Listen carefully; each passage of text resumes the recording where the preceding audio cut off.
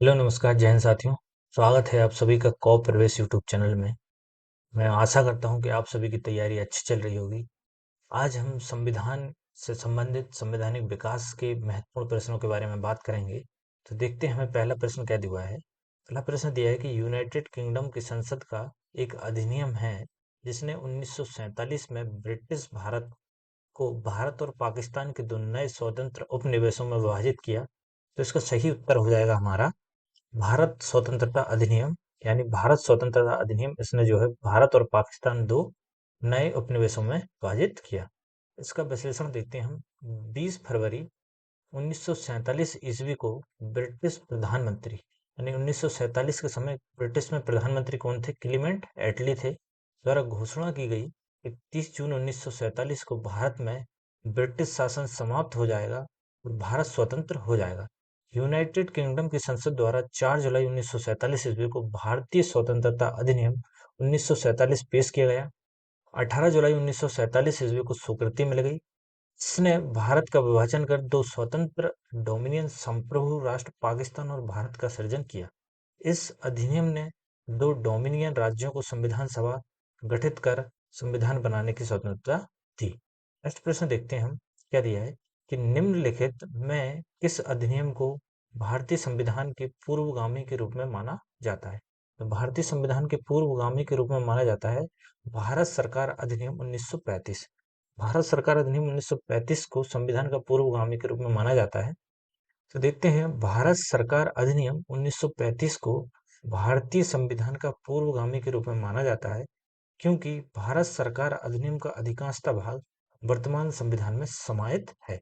यानी कि 1935 का जो भारत सरकार अधिनियम था उसका बहुत ज्यादा भाग जो है वर्तमान हमारा जो संविधान है इसमें समाहित है।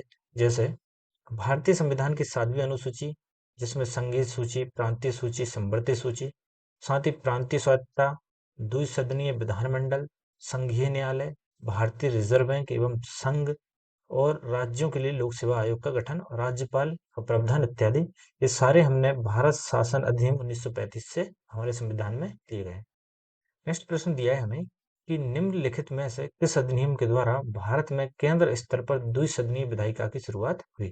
केंद्र स्तर पर द्विसदनीय विधायिका की शुरुआत जो है वो कैसे हुई, कहाँ से, कौन से वाले अधिनियम से हुई? तो भारत सरकार अधिनियम 1919 के द्वारा जो है यहाँ पे शुरुआत हुई। देखते हैं वर्ष 1918 में राज्य सचिव एडविन सैमुअल मॉन्टेग्यू और वायसराय कौन थे? लॉर्ड चेम्सफोर्ड ने संवैधानिक सुधारों की एक योजना बनाई जिसे मॉन्टेग्यू चेम्सफोर्ड सुधार भी कहते हैं। यानी 1919 का जो हमारा भारत शासन अधिनियम था इसे मॉन्टेग्यू चेम्सफोर्ड के नाम से भी जाना जाता है। इस योजना के कारण वर्ष 1919 में भारत शासन अधिनियम को अधिनियमित किया गया तथा 1921 ईस्वी में लागू किया गया। इस अधिनियम के आधार पर केंद्र स्तर पर द्विसदनीय विधायिका, निम्न सदन या केंद्रीय विधानसभा और उच्च सदन या राज्य परिषद की शुरुआत हुई। इस अधिनियम का उद्देश्य भारत में क्रमिक रूप से उत्तरदायी सरकार की स्थापना करना था। नेक्स्ट प्रश्न देखते हैं हम। प्रश्न नंबर 4 दिया है हमें कि भारत सरकार अधिनियम 1919 को किस अन्य नाम से जाना जाता है? अभी हमने प्रश्न देखा कि 1919 के भारत सरकार अधिनियम को मॉन्टेग्यू चेम्सफोर्ड नाम से जाना जाता है। तो ये जो पहले जिनका नाम मॉन्टेग्यू जो है वो सचिव हैं, मॉन्टेग्यू जो है वो सचिव हैं और जो चेम्सफोर्ड जो है वो वायसराय हैं, वायसराय। जहां भी अगर इस तरह से किसी जैसे मार्ले मिंटो है तो ये मार्ले जो है सचिव हैं और पीछे जिनका नाम लगा होता है ये जो है वायसराय होते हैं। नेक्स्ट प्रश्न देखते हैं हम। निम्नलिखित में से किस सुधार के कारण 1919 का भारत शासन अधिनियम लागू हुआ? तो प्रश्न 5वें का सही उत्तर हो जाएगा हमारे ये भी मॉन्टेग्यू चेम्सफोर्ड सुधार के कारण जो है वो मॉन्टेग्यू चेम्सफोर्ड सुधार भारत सरकार अधिनियम लागू हुआ। नेक्स्ट प्रश्न देखते हैं हम कि भारतीय संविधान का संरचनात्मक भाग ढांचा काफी हद तक किस संविधान से लिया गया है? तो भारतीय संविधान का संरचनात्मक ढांचा जो है काफी हद तक किस संविधान से लिया गया है? तो हम ये देखेंगे कहाँ से लिया गया। तो भारत शासन अधिनियम 1935 के संविधान से जो है वो अधिकांशतः भाग लिया गया है। क्या है कि भारतीय संविधान का संरचनात्मक भाग ढांचा काफी हद तक 1935 के अधिनियम से लिया गया है। संविधान के 395 अनुच्छेद में से लगभग 250 अनुच्छेद, 395 अनुच्छेद हैं हमारे संविधान में, इसमें से लगभग 250 अनुच्छेद जो है हमने ऐसे हैं जो 1935 के अधिनियम से या तो शब्दांश ले लिए गए हैं या फिर उनमें थोड़ा बहुत परिवर्तन करके उनको साथ में लिया गया है। ठीक है, नेक्स्ट प्रश्न देखते हैं हम कि 1813 के चार्टर अधिनियम ने भारत में ईस्ट इंडिया कंपनी के शासन को अगले वर्षों तक के लिए बढ़ा दिया। तो 1813 के चार्टर अधिनियम ने भारत में ईस्ट इंडिया कंपनी के शासन को अगले 20 वर्षों तक के लिए बढ़ा दिया। क्या हुआ कि 1813 ईस्वी के चार्टर अधिनियम ने भारत में ईस्ट इंडिया के शासन को अगले 20 वर्षों तक के लिए बढ़ा दिया। इस अधिनियम ने भारत के साथ व्यापार के मामले में ईस्ट इंडिया कंपनी के अधिकार को समाप्त कर दिया तथा भारत में शिक्षा के प्रचार प्रसार के लिए प्रतिवर्ष 1 लाख रुपए का अनुदान प्रदान किया। इस अधिनियम के तहत ईसाई मिशनरी को धर्म का प्रचार करने की अनुमति दी गई। नेक्स्ट प्रश्न है हमारा प्रश्न नंबर 8 कि इस अधिनियम के परिणाम स्वरूप महारानी विक्टोरिया जो ब्रिटेन की शासक थी 1858 में भारत की मालिका या एम्प्रेस ऑफ इंडिया की उपाधि के साथ में भारत के ब्रिटिश क्षेत्रों की संप्रभु बन गई। तो इसका सही आंसर हो जाएगा भारत सरकार अधिनियम के द्वारा जो है ये संप्रभु बन गई। इसका विश्लेषण देखते हैं हम। क्या है कि भारत सरकार अधिनियम 1858 के तहत ब्रिटेन की शासिका महारानी विक्टोरिया ने भारत की मालिका या एम्प्रेस ऑफ इंडिया की उपाधि धारण कर भारत के शासन को प्रत्यक्ष रूप से अपने हाथों में ले लिया। भारत के शासन को इसी के बाद भारत में गवर्नर जनरल के स्थान पर वायसराय की नियुक्ति किया जाने लगा तथा पिट्स इंडिया एक्ट की दोहरी शासन व्यवस्था को समाप्त कर दिया गया। व्यक्तिगत सिद्धांत भी समाप्त कर दिए गए। यहाँ से हमें सीखेंगे कि 1858 का जो भारत शासन अधिनियम था, इसमें क्या हुआ कि जो गवर्नर जनरल पहले हुआ करते थे, उनके स्थान पर अब वायसराय की नियुक्ति की जाने लगी। गवर्नर जनरल के स्थान पर वायसराय की नियुक्ति कौन से भारत शासन अधिनियम से हुई है? तो भारत शासन अधिनियम 1858 के द्वारा हुई है। नेक्स्ट प्रश्न देखते हैं हम कि वह कौन सा अधिनियम था जिसने भारत में सत्ता ब्रिटिश ईस्ट इंडिया कंपनी से ब्रिटिश क्राउन में स्थानांतरित की। यानी ब्रिटिश ईस्ट इंडिया कंपनी से ब्रिटिश क्राउन में स्थानांतरित की। तो ये हो जाएगा भारत सरकार अधिनियम 1858। भारत सरकार अधिनियम 1858 था। इसके द्वारा जो है वो ब्रिटिश ईस्ट इंडिया कंपनी से ब्रिटिश क्राउन को स्थानांतरित की गई। देखते हैं क्या हुआ कि 1858 के भारत शासन अधिनियम का निर्माण 1857 के विद्रोह के बाद किया गया।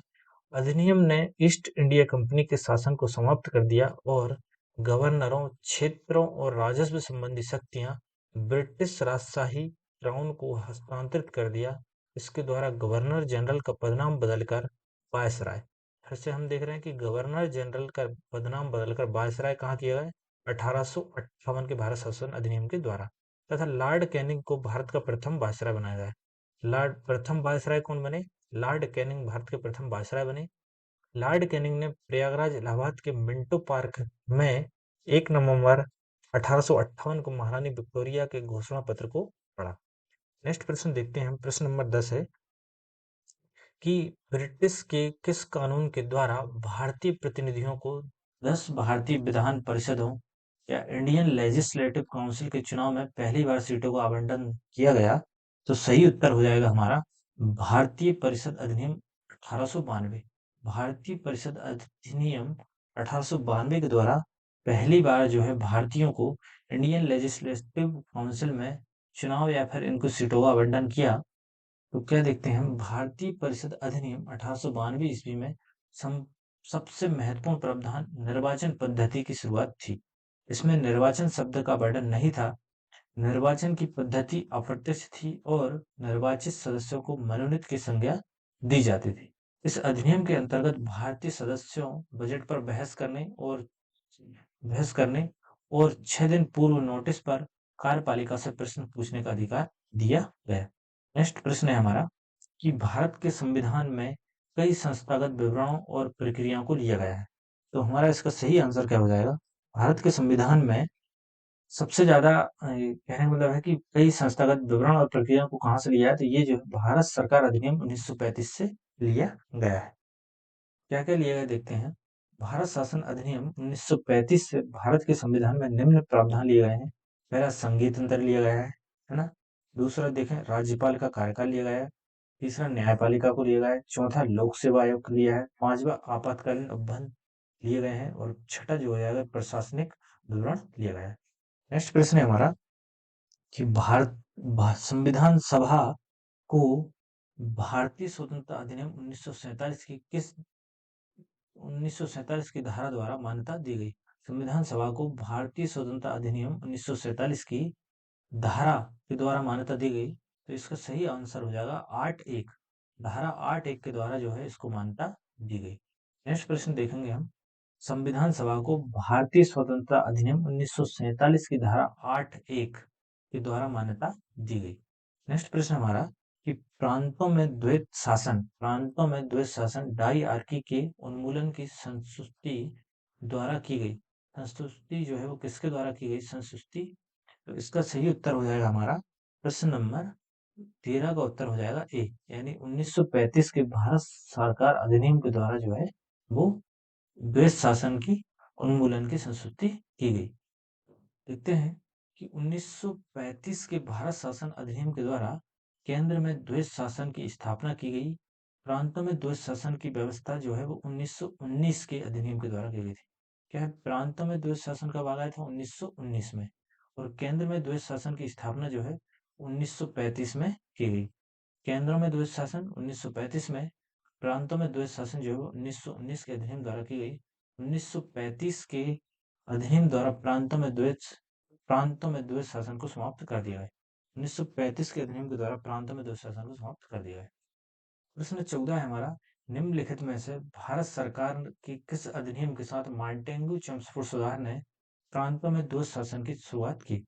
प्रांतों में द्वैत शासन की शुरुआत कब कौन से अधिनियम से हुई है? भारत सरकार अधिनियम 1919। भारत सरकार अधिनियम 1919 के तहत जो प्रांतों में द्वैत शासन की शुरुआत हुई है।